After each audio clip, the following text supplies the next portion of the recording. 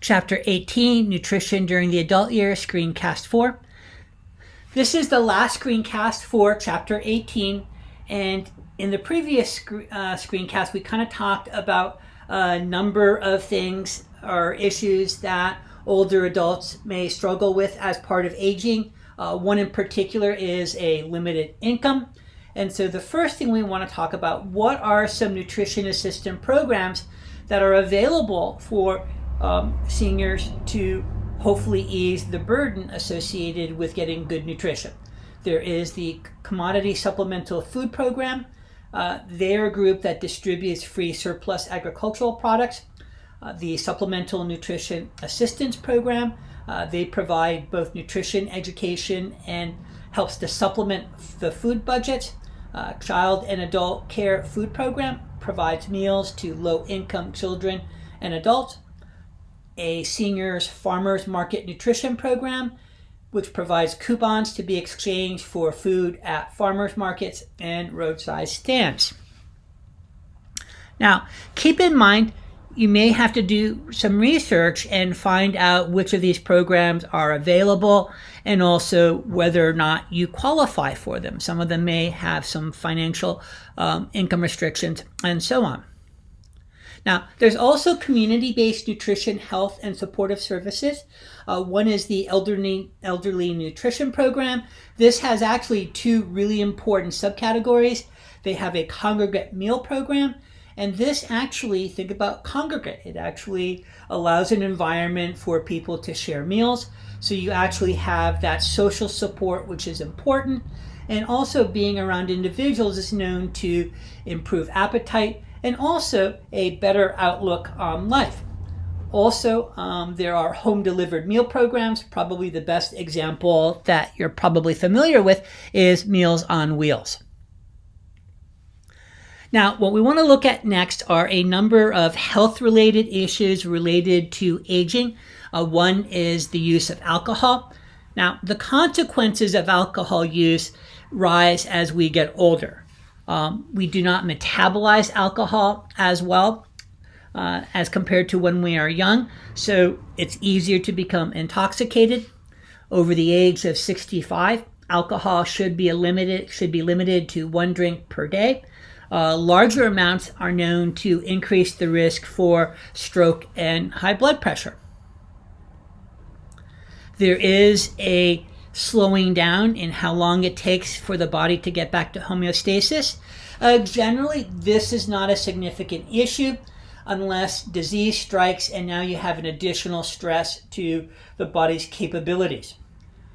You are probably already familiar with Alzheimer's disease. You may actually know individuals that suffer from this disease, and it is a devastating disease. It is characterized by irreversible, abnormal, progressive deterioration of the brain. People that have this disorder, they categorically lose the ability to remember, especially short-term memory, reason, and comprehend. The prevention of Alzheimer's focuses on maintaining brain activity, a diet that's rich in berries and olive oil, and once again, physical activity and exercise.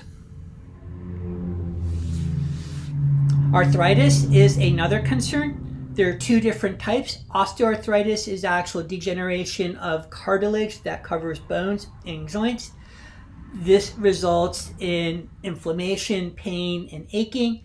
Osteoarthritis is especially common in individuals over the age of 80, but there are also a lot of individuals out there that are under the age of 80 that have osteoarthritis.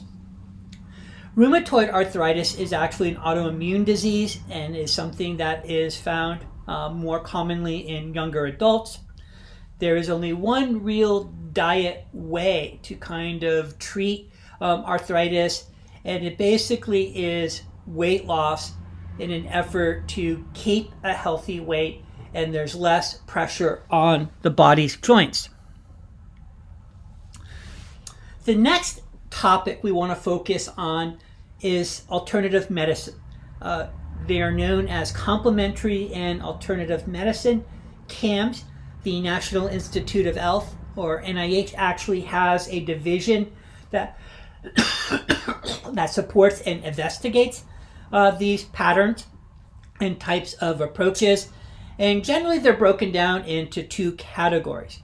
One is natural products. So these are substances that are found in nature. Examples are vitamins, minerals, probiotics, fish oil, and herbs that are known to treat or prevent a particular disease. There are mind-body practices. Examples would be yoga, tai chi, going to a chiropractor, massage, healing touch, and so on. And there are also other complementary approaches such as naturopathy, homeopathy, traditional Chinese medicine, traditional healers. Those may be associated with those of a Native American heritage, just as an example of some of these alternative medical practices that are out there. Now, some alternative therapies have research indicating they are effective, others do not. Now, people may use therapies that are not proven to work for a number of reasons.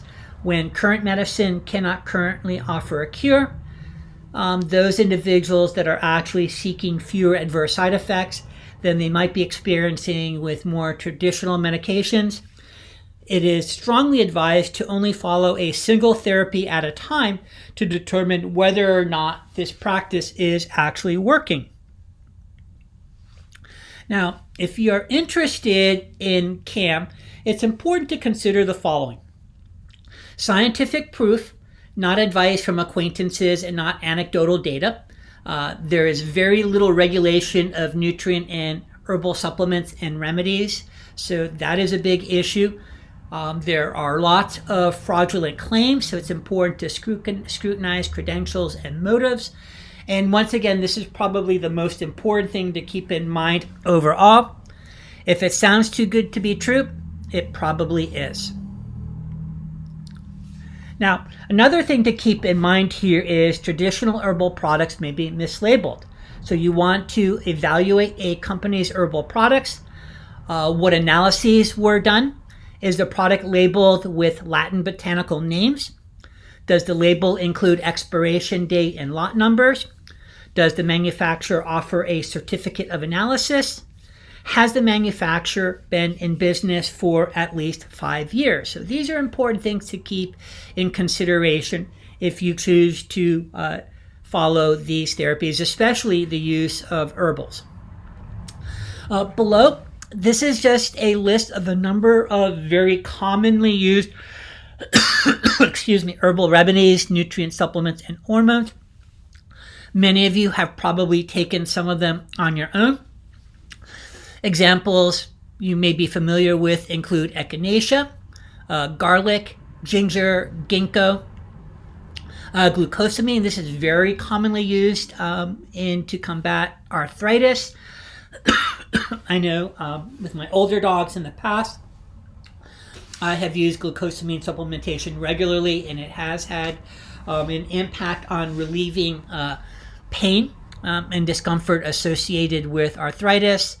And once again, there's a lot of these out there, and it definitely is important to take a look and be familiar with some of these.